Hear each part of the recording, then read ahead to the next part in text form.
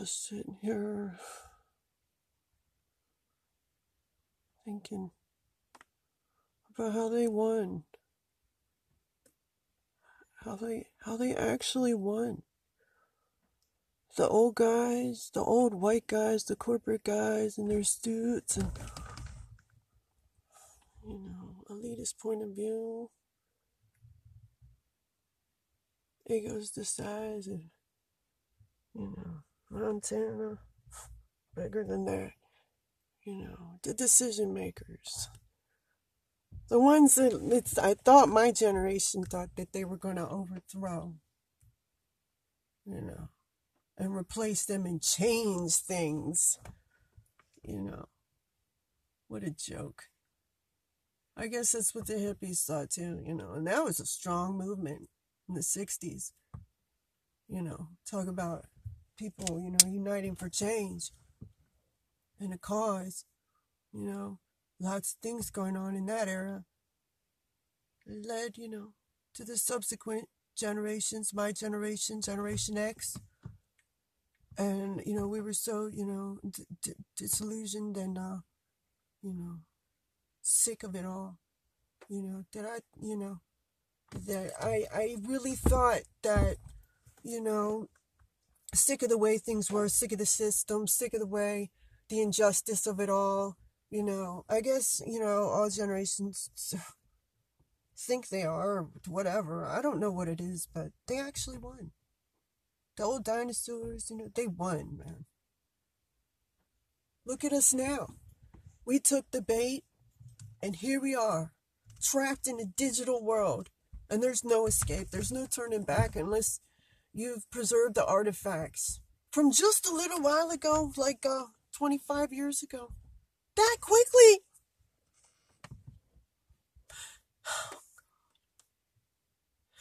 It's so upsetting to me.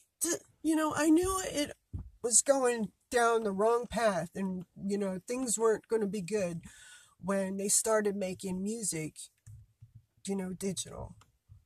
In the age of the internet, when CDs even came along, I gotta say that I knew we weren't going in a right direction with things, that, it wasn't as innovative as we had been told they were when they brought CDs onto the scene, because I'm a 90s kid. I remember all this. For the kids today, I'll share this because it just shocks me how they are now. And I'll tell you why. CDs weren't innovative. They were easy to scratch. They were big. They might have been thin, but they were big. Cassettes were hard enough to, tout around everywhere, but it still did. But CDs were so fragile. You could just throw a cassette in a box, not even in the case, and you could just play it over and over and over. But CDs, you had to be real careful. And I thought, why are we doing this? Cassettes are fine, Plus, it makes it more complicated to make a mixtape. Back when, we were teens, in the 90s and stuff, we would, make mixtapes for each other, for our friends and stuff. And that was, a treasured thing. If someone made you a mixtape, all their favorite songs and stuff, it was like a work of art. It meant they really cared about you, They were sharing, something very, dear to them with you. And, it's a lot about a person's style, and what they were into and stuff. It was something else. And they took that from us, and we let them take it. It was bad because now, look, I was just trying to make a little tape. This is what I've managed to acquire. Try getting, a dual cassette boombox of decent quality on the internet anymore. They're hard to find, I'll tell you what, because they want them to disappear. They want us completely reliant on the internet and digital technology. And we let them take it from us. There was nothing wrong with cassettes. There was nothing wrong with boom boxes and ghetto blasters and shit. There was nothing wrong with tape to record on. And it's more durable. It can be preserved. Oh my God. You can just delete everything you've ever worked for with the push of a button now. And all I can say, and it can be hacked and taken from you. Like, oh my god. People don't, I have never, and I'm 42 years old, even made a mix CD. When they brought CDs on the scene, they took the place of cassettes, and vinyl was pretty much still like a collector's kind of thing, a connoisseur's kind of thing, like it is now. And I just was like, when they took, I never ever made a mix CD. Like when like tapes went out, like it changed things. Like I still have never burned a CD ever. Like for some reason I just don't want to. Like I never have. I never learned, and then that technology disappeared, and now it's like not even about that anymore. So who cares? I missed the boat on that one. But try and find yourself a decent dual cassette that can record. This is what's so frustrating. I was trying to record some stuff on my phone onto cassette, and they make it so that if you do that, like you put the auxiliary cable in, it's like the sound quality is horrible. It's like you can hear this constant buzzing in the background, and the tape sounds like crap, and it's really low volume. You can barely hear what you recorded. Like they did this on purpose. You thought like technology and things involving like our music would get better with time. No, they're making it so when you don't make mixtapes anymore.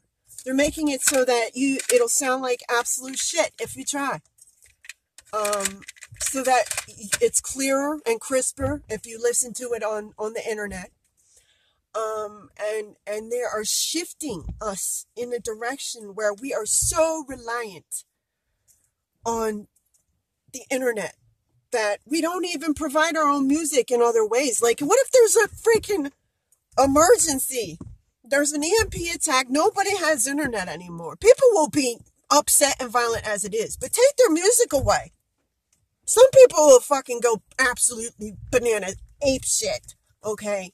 Take their music away in a crisis, okay? And that's what would happen. And people won't be prepared with, like, other ways to listen to music. This is really important. You won't be able to listen to music because they'll take it, and if something happens and you can't get into your playlists or your MP3s, or I don't know, I guess you can put those on your MP3 player, but all in all, it still doesn't sound as good. Like with MP3s, they've destroyed the continuity of music. Like with an artist, when they put out an album, they put great thought and care into the succession of the songs, the order that the songs play. They don't just make all these songs and throw them without thinking about it on an album. No, it's a mood, it's a journey, and you're deprived of that experience when you rely on MP3s because you're just selecting different songs and putting them on a playlist. But it takes that away. Not to mention that you don't get the cover art, you don't get the liner notes, you don't get the thank yous. I would read every word inside every single cassette or CD or record that I ever bought. Like I read everything. You can't get that with MP3s. And the art from the artists, the musicians they put in there, like you don't get that anymore. And we all sold out and bought into it. And now look at us. We can't even go back and find the equipment that we need if we change our minds, if we don't hurry up. Because they're trying to kill it dead. And music has gotten worse. Terribly worse, depending on this horrible technology, this digital technology. It's not organic. It's lost its soul. Half the shit they talk about is depressing rap trap music. Vapid rappers on the crapper trappers, that's what I call them. I don't know, I'm going into some other area, but damn, just in the previous generation, here we are in 2018, 20 years ago, wasn't like this. And it's happened so fast. They have been so swift and thorough and effective in their grand takeover of everything and making us completely reliant to the internet. We don't look at maps anymore. We GPS. We don't, there's things that, contribute to us being intelligent human beings. And not just handing over our power and handing over our will to a machine, to a computer. Something that is called smart, so that we feel dumb without it. And we just do it willingly. We pay to do it. And those people behind the big desks in their suits, the corporate white man who runs the world, stuck it to us. And we thought we were sticking it to the man. What a joke.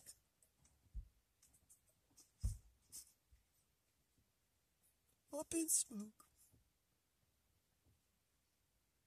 I think I'm gonna choke.